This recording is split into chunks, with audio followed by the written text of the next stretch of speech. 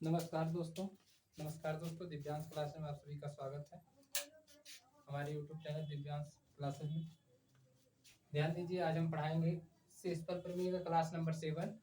शेषफल प्रमेय का class number 7 देखिए किस तरह से हम बताने जा रहे हैं, उसको ध्यान से देखिएगा।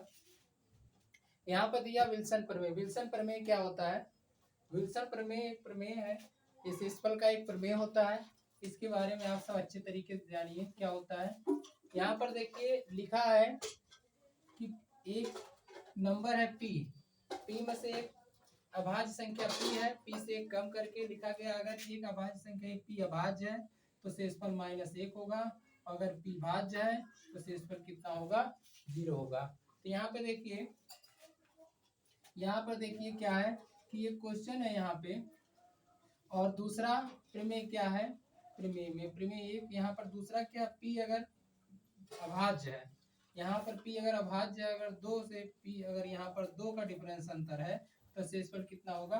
1 होगा। चाइनीज प्रमेय, यहाँ पर एक चाइनीज प्रमेय है। यहाँ पर देखिए क्वेश्चन कुछ करते हैं। देखिए यहाँ पे शेषफल क्या होगा? अगर यहाँ पे फैक्टोरियल 9 है और यहाँ पर 10 है, अपान 10 है, तो इसका शेषफल क्या होगा? कभी कभी पेपर में पूछ लेता है। तो ध्यान दीजिए यहाँ पर क्या हो जाएगा। अब यहाँ पर अंतर कितना है? ये कितना है? भाज्य है। ये कितना है? भाज्य है। अगर ये भाज्य है तो इसका शेषफल कितना होगा?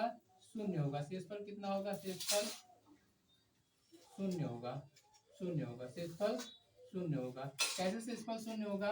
यहाँ पर ध्यान दीजिए, यहाँ पर 9 को हम लिख सकते हैं, 9 को लिख सकते हैं 9 8 7 6 5 4 3 2 1 यहाँ लिख सकते हैं। अपान 10 लिख सकते हैं। ये 5 है और यहाँ से 2 से गुणा हुआ, 5 दूना 10, यहाँ कट जाएगा। शेषफल कितना? या तो इसमें से 2 निकालेंगे और जहाँ 5 होगा अन्य यहाँ पर क्या हो जाएगा? कट जाएगा। यहाँ पर शेषफल 0 हो जाएगा। यहाँ पर देखिए 45 फैक्टोरियल 45 अपान 46 45/46, यहाँ पर कितना होगा शेषफल? यहाँ पर भी शेषफल 0 होगा, क्योंकि यहाँ पर 45 है। 45 के बाद यहाँ जाते जाते 43 पड़ेगा और यहाँ पर अंतिम में 2 पड़ेगा। 43 दूना कितना होता है? यहाँ पर 23 पड़ेगा, यहाँ पर 23 पड़ेगा। 23 दूना 46 होता है, यहाँ पर 46 नीचे कट जाएगा। इसका शेषफल कितना होगा? शेषफल 0 होगा। शेषफल कितना होगा? 0 होगा। यहाँ पर देखिए ये क्या है? भाज्य है। ये क्या है? भाज्य है। ये भी भाज्य है। अगर नीचे भाज्य है, ये भी भाज्य है, तो इसका शेषफल कितना होगा? शेषफल कितना होगा? शेषफल यहाँ पर भी 0 होगा। शेषफल यहाँ का क्या हो जाएगा? 0 हो जाएगा। इसको देखिए क्यों 0 हो जाएगा, इसको ध्यान से देखिए। यहाँ पे देखिए 6 लिखा है। 6 को अगर हम 5 फैक्टोरियल 5 को तोड़ते हैं तो 5 4 3 2 1 यहाँ पे होगा 5 4 3 2 1। तो यहाँ पर क्या हो जाएगा? 5 से अगर यहाँ पर एक 3 है, यहाँ 2 है, यहाँ पर 6 हो जाएगा। अगर इसको तोड़ेंगे 5 4 3 2 1, तो यहाँ पर 2 यहाँ 6 3 कट गया। तो शेषफल कितना होगा? शेषफल 0 होगा। शेषफल कितना होगा? 0 होगा। ध्यान दीजिए क्वेश्चन नंबर 4 में क्या कह रहा है। क्वेश्चन नंबर 4 में देखिए यहाँ पर शेषफल यहाँ पर 9 है और यहाँ पर फैक्टोरियल 9 है अपान 11 है। 9 अपान 11 हम क्या करेंगे? यहाँ पर अंतर कितने का? अंतर कितने का? 2 का। अंतर कितने का? 2 का। यहाँ पर हम बताए थे अंतर का 2 होगा, तो ये अभाज्य है, तो शेषफल कितना होगा? 1 होगा। शेषफल कितना होगा? 1 होगा। इसका शेषफल कितना होगा? शेषफल 1 होगा। ठीक, इसका शेषफल कितना होगा? शेषफल 1 होगा।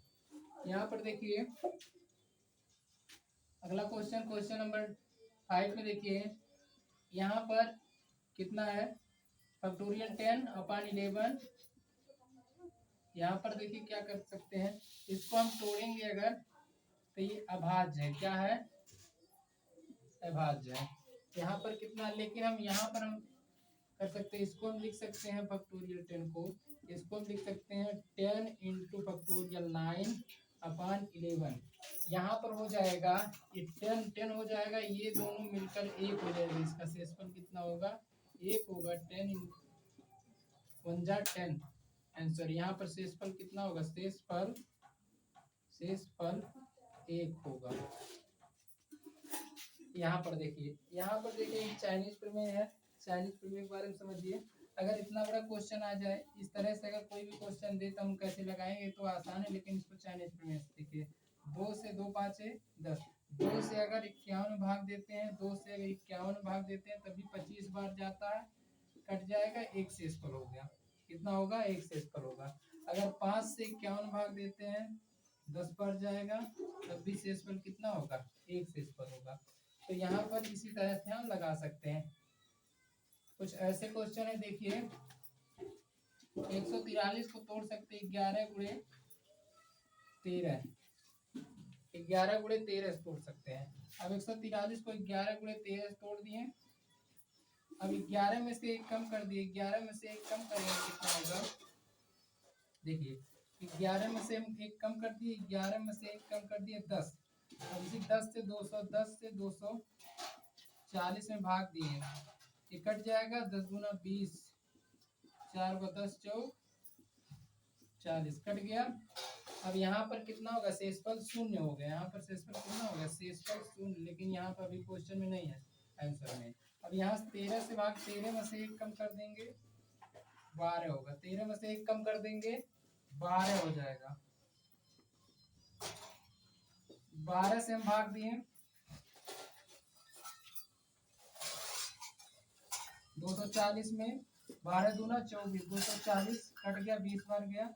यहाँ पर शेषफल कितना? इसका भी शेष शून्य हो गया।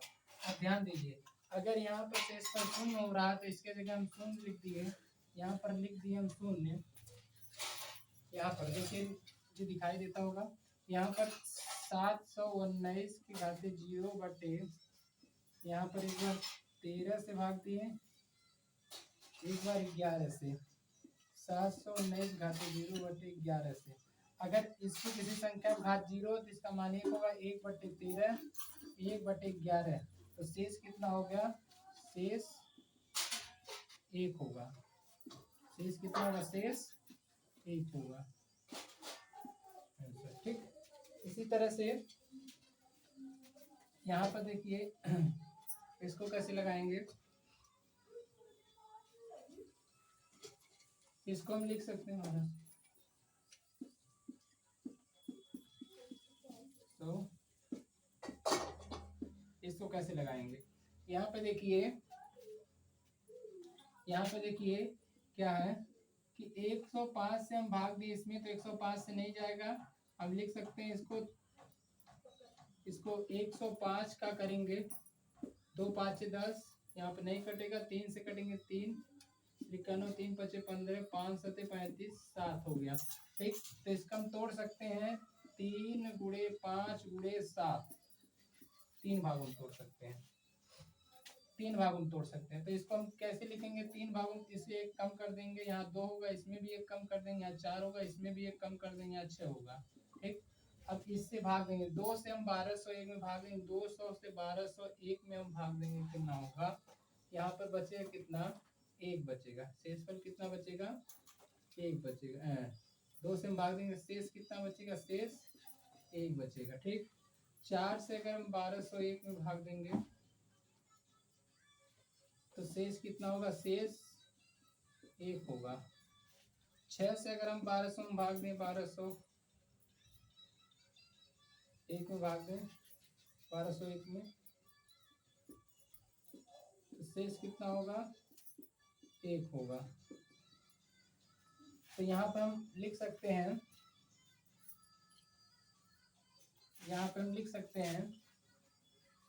इसको हम लिख सकते हैं, अगर 2 के घाते 1 बटे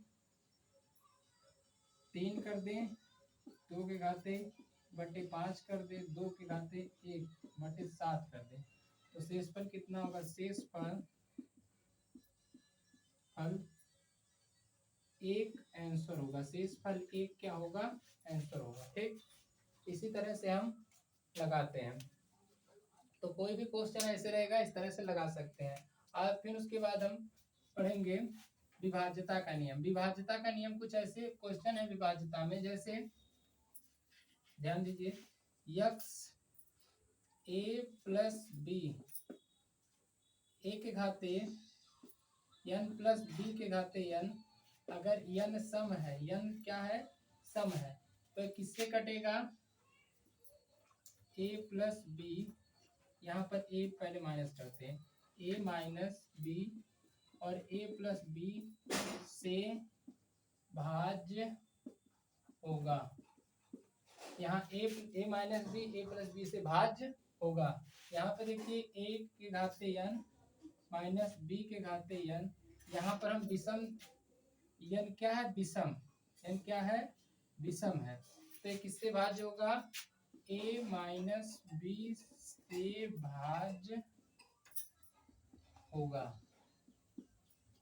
यहाँ पर देखिए, फिर a के घाते n प्लस बी के घाते n, यहाँ पर क्या है, अगर n ये विषम है, ठीक, विषम है, तो किससे भाज्य होगा, a प्लस बी से भाज्य होगा, भाज्य होगा। यहाँ पर देखिए, अगर a के घाते n प्लस बी के घाते n, यहाँ पर सम है, अगर सम है तो किसी से भाज्य नहीं होगा, किसी से भाज्य नहीं होगा। यहाँ पर देखिए, अब यहाँ पे कहा जा रहा है, जैसे एग्जांपल में यहाँ पर देखिए, यहाँ पर देखिए, इसको हम लिख सकते हैं, जैसे सिद्ध कर सकते हैं। यहाँ पे अगर यहाँ पे सम है, एग्जांपल में यहाँ मान लीजिए, यहाँ पर सम है, तो a के घाते 2 माइनस बी के घाते 2, तो यहाँ a plus B, a minus B से भाज्य होगा। ठीक, यहाँ पर a के घाते 3, यहाँ पर एक n माइनस बी के घाते n, अगर विषम है तो a माइनस बी से विभाज्य होगा। कहने का मतलब यह है कि जैसे a के घाते 3 b के घाते 3, तो लिख सकते हैं a minus B, A square plus A B plus B square. ठीक, तो यहाँ पर a माइनस